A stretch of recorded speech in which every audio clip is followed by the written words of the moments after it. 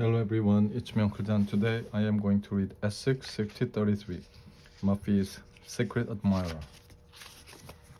Chapter 1. It's not fair, said Francine. She was sitting with Arthur, Pinky, and the Brain on the stairs outside the school auditorium. They had just finished showing the exhibit at the science fair. Arthur wiped some white dust off his face.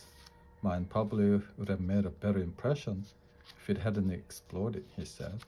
Francine laughed. You mean you didn't do that on purpose? Arthur shook his head. I told DW not to fool around with the ingredients. He cupped his chin in his hands. But I don't think she listened to me. The Brain nodded knowingly. Well, my experiment didn't explode, but it might as well have. There is no chance I can win now, and I really wanted that award for the best exhibit. So did I, Francine admitted. You can still do it, said Arthur. Any of you? No way, said the Brain. Muffy is going to win for sure. You saw what happened when she served the pastry to the judges? They made all those happy noises, and they were big pastries, said Pinky, licking his lips. Covered in whipped cream and filled with all kinds of good stuff. But that shouldn't matter, said the Brain, even if they were from the best bakery in town, served on fine china with linen napkin, which of course they were, Francine nodded. The Brain folded his arms. They had nothing to do with her project. Nothing at all. That wouldn't bother Muffy. Arthur reminded them. You know how mine works? She thinks money can buy anything. Well, Francine admitted, it does seem to buy most things, but this should be different, the Brain agreed. It's a crime, a mockery of our educational system. I mean, I worked for weeks on my blackboard of the future, and I worked for days on my lesson from lunch nutrition poster, said Francine. Don't forget me, said Binky. I worked for minutes, at least 2 or 3, collecting rocks near school for my rocks near school diorama. The Brain frowned. If there is true justice in the world, Muffy won't get away with this. Judges shouldn't be swayed by gooey feelings. Maybe they won't be, Arthur said hopefully. Said the Brain. But what can we do? Francine sighed. The laws of science don't seem to apply to Muffy. Binky pounded his right hand into his left. There are other forms of persuasion, he reminded them. Trying to out Muffy won't improve the situation, said Arthur. She can outspend all of us put together. Arthur is right, said the Brain. I am? Asked Arthur. Absolutely. The Brain folded his arms. We can't compete with Muffy on her own terms. We have to find another approach. Like what? Asked Francine. Brain frowned again. You seem to be doing that a lot. I don't know yet, he said. It's going to require further thought, but I know one thing. He stood up abruptly and thrust his fist toward the sky. I'm going to get revenge. Chapter 2. Warning, revenge was one thing, but figuring out the right kind of revenge was something else. At recess, the Brain sat on the playground, trying to determine his next move. Francine sat next to him. Maybe I could make Muffy's teeth turn green, he said. Some kind of Spanish potion, perhaps. Francine considered it. Green would clash with most of Muffy's outfit. She said, and Muffy would hate that. But remember, she has that new solar sonic toothbrush. She could probably just brush the green away. I'd forgotten about that toothbrush, the Brain admitted. Wait, imagine this. Muffy's riding along on her bike, picking up property she plans to buy someday. Suddenly, a big magnet appears over her head. She tries to pedal faster, but she cannot escape. Magnet gets closer and closer. Then it grabs hold of the bicycle and lifts it and Muffy into the air.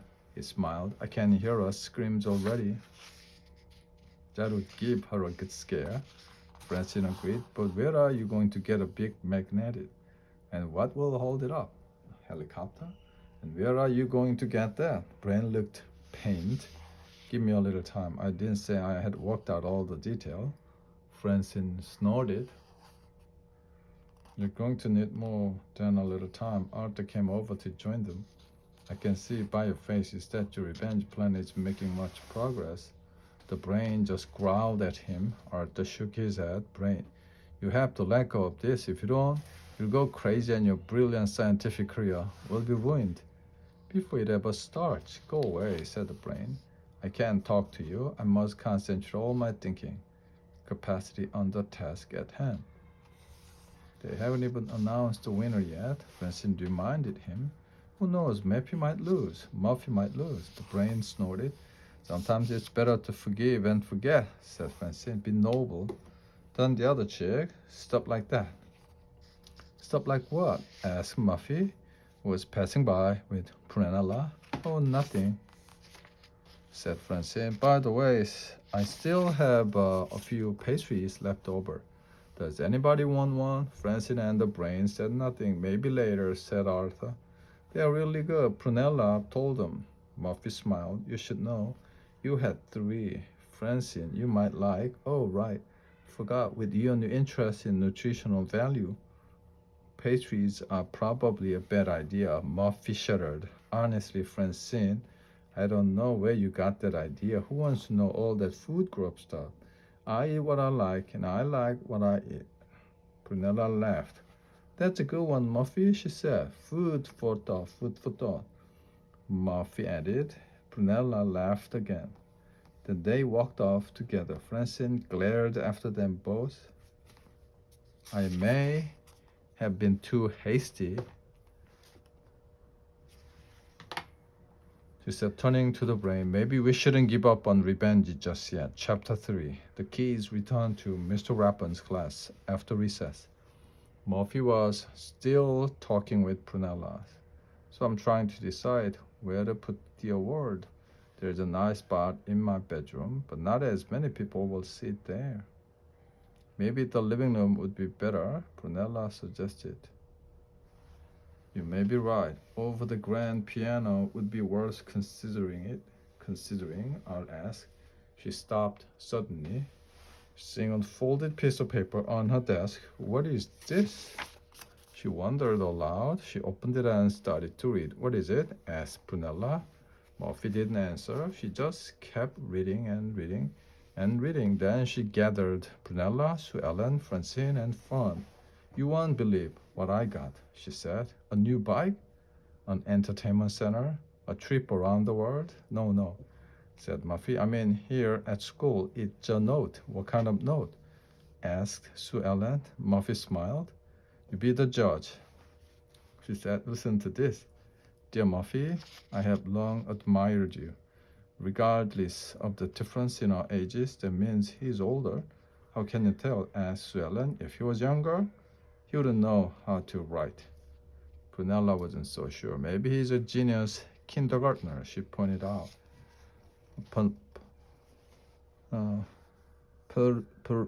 Please, Muffy said. There is more. I had to make my feelings known. You are so mature, so stylish. I think about you every day. Your smile, your laugh, the way your clothes stay so crisp and the colors never fade. I hope you return my feelings. Sincerely, your secret admirer.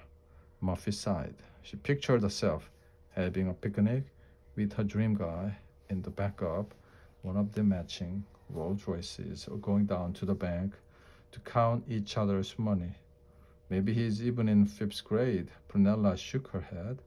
And a 5th grader who would write a letter like that is nuts. I don't think so, Muffy insisted.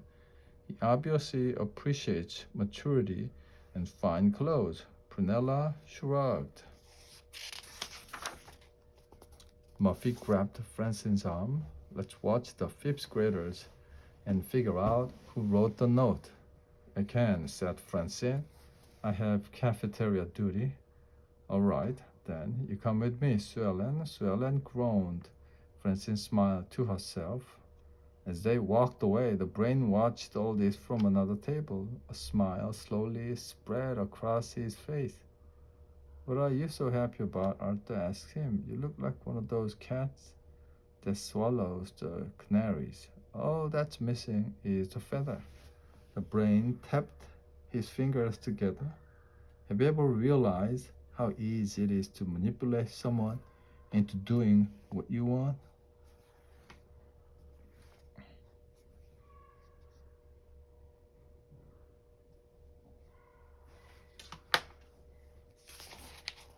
Arthur shook his head. That never works with DW. Believe me, I have tried. The brain said nothing. Brain, you're acting kind of weird today, am I? He laughed. It was like a laugh of a mad scientist from some old horror movie, and it gave Arthur a chill. Chapter 4. Francine was stacking trays in the cafeteria. All around her, people were talking. Did you hear about Muffy's note? Asked Fawn. I think the paper was very expensive. And I heard the writer used gold ink, said Sue Ellen. Real gold? Well, if you wanted to impress Muffy, that'd be the right way. Very true. Francine was amazed. Gold ink. How had they come up with that? Francine, Arthur was standing beside her. Did you hear the brain cackling on the other side of the room? He asked. Cackling? Francine tried to look surprised. I may have heard him laugh from time to time. He seems very happy about something. And are you happy too? Arthur asked. I haven't heard you cackle. Francine stacked up a few more trays. Just because the brain is happy doesn't mean I am. It does if you have the same reason to be. Francine blanked innocently. It does if you have the same reason to be. Arthur, what are you talking about? I'm talking about you and the brain working as a team. Together. The brain? Me, us? Working together on what? Getting back at Muffy, said Arthur.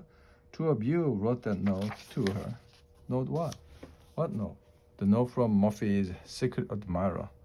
Francine looked around nervously. What makes you think I was involved? Arthur folded his arms. Well, it could be that I have great powers of deduction. Oh, it could be that I can read minds, and yours is coming in loud and clear. Oh, it could be that I saw you put the note on her desk. Francine's protest died in her throat. Oh, I guess that'd be kind of a clue. But what about the brain? He wasn't with me. Arthur snickered. Only he could use regardless correctly in a sentence. Besides, you two have been huddled together all morning. So why did you do it? Because Muffy was acting so superior about the science fair, and you have to admit, Arthur, that her exhibit was no better than anyone else's. But she wasn't willing to take her chances like everyone else. No, she had to influence the judges. And the worst part is that doesn't even bother her. Whatever Muffy wants, Muffy gets.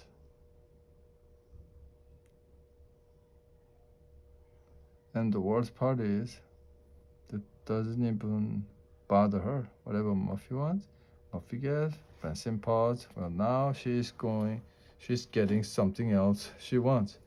But this isn't a real thing, Arthur reminded her. It's something you and the brain invented to make her look silly.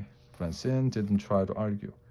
And it's working, isn't it? Look at her, running around with that dopey expression on her face. Muffy, the girl who has everything, now has something even she didn't expect. What if she finds out you did it? Francine bit her lip. Are you going to tell her? Arthur considered that for a moment. I don't want to get caught in the middle of this, but I have a bad feeling about it.